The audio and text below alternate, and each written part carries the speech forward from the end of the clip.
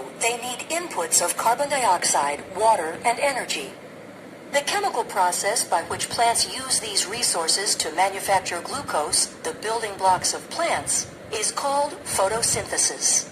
In the process, oxygen gas is produced as a byproduct. The energy for photosynthesis originates in the sun and arrives at the earth as sunlight. This light has both a wave and a particle nature. The particles, or photons, are the smallest units of light. Photons oscillate along a path, which is measured as wavelengths. The light emitted from the sun contains photons in a wide spectrum of wavelengths, called the electromagnetic spectrum. Photosynthetic organisms use only a small portion of the electromagnetic spectrum, called visible light. Photosynthetic organisms contain pigments that facilitate the capture of wavelengths of light in the visible light range. The color of the pigment comes from the wavelengths of light reflected. Plants appear green because they reflect yellow and green wavelengths of light. Red and blue wavelengths of light are absorbed by these pigments and provide the energy that is used for photosynthesis. Within eukaryotic photosynthetic organisms, also known as photoautotrophs, the chemical reactions of photosynthesis occur within plant cells in specialized structures known as chloroplasts. Photosynthesis consists of two sets of reactions, the light-dependent reactions and the Calvin cycle. Within the chloroplast are small disc-like structures called thylakoids, which are surrounded by a fluid-filled space called the stroma. The reactions that synthesize glucose, the Calvin cycle, occur in the stroma. The light-dependent reactions occur in the thylakoid. It is here that conversion of light energy to chemical energy is initiated. In most photosynthetic organisms, thylakoids contain pairs of photosystems, called photosystem 1 and photosystem 2, that work in tandem to produce the energy that will later be used in the stroma to manufacture sugars.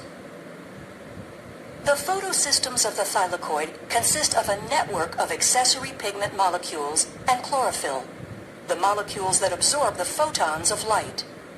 Within the pigment molecules, the absorbed light energy excites electrons to a higher state.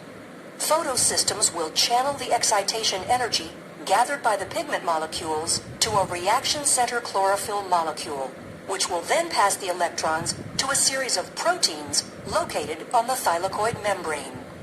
Photons of light strike photosystems 1 and 2 simultaneously. We will examine what happens with the photons striking photosystem 2 first. The energized electrons are passed from the reaction center of photosystem 2 to an electron transport chain. The electrons lost by photosystem 2 are replaced by a process called photolysis, which involves the oxidation of a water molecule producing free electrons and oxygen gas. While this oxygen gas is a byproduct of photosynthesis, it is an important input to the cellular respiration pathways. As electrons pass through the electron transport chain, the energy from the electron is used to pump hydrogen ions from the stroma to the thylakoid, creating a concentration gradient.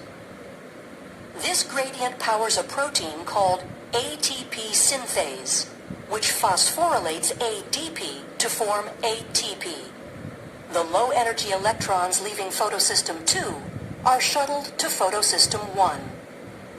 Within photosystem 1, low-energy electrons are re-energized and are passed through an electron transport chain where they are used to reduce the electron carrier NADP+ to NADPH.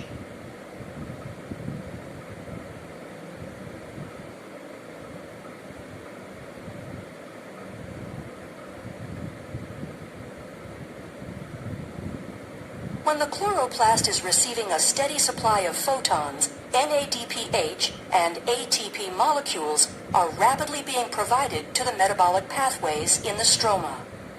Therefore, the ATP and NADPH formed during the light-dependent reactions are used in the stroma to fuel the Calvin cycle reactions.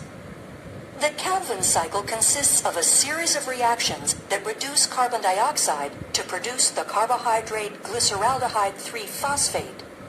The cycle consists of 3 steps, the first of which is carbon fixation.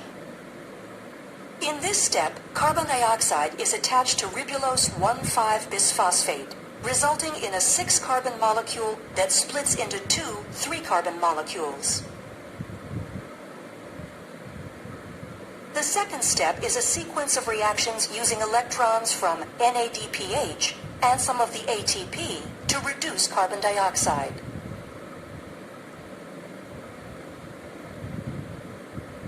In the final step, ribulose 1,5-bisphosphate is regenerated.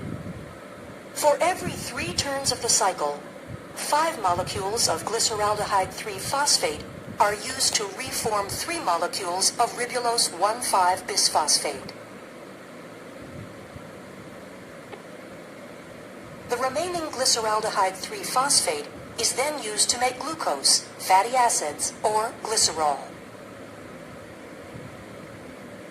It takes 2 molecules of glyceraldehyde 3-phosphate to make 1 molecule of glucose phosphate. Thus, the Calvin cycle has to run 6 times to produce 1 molecule of glucose. These molecules can remove their phosphate and add fructose to form sucrose, the molecule plants use to transport carbohydrates throughout their system.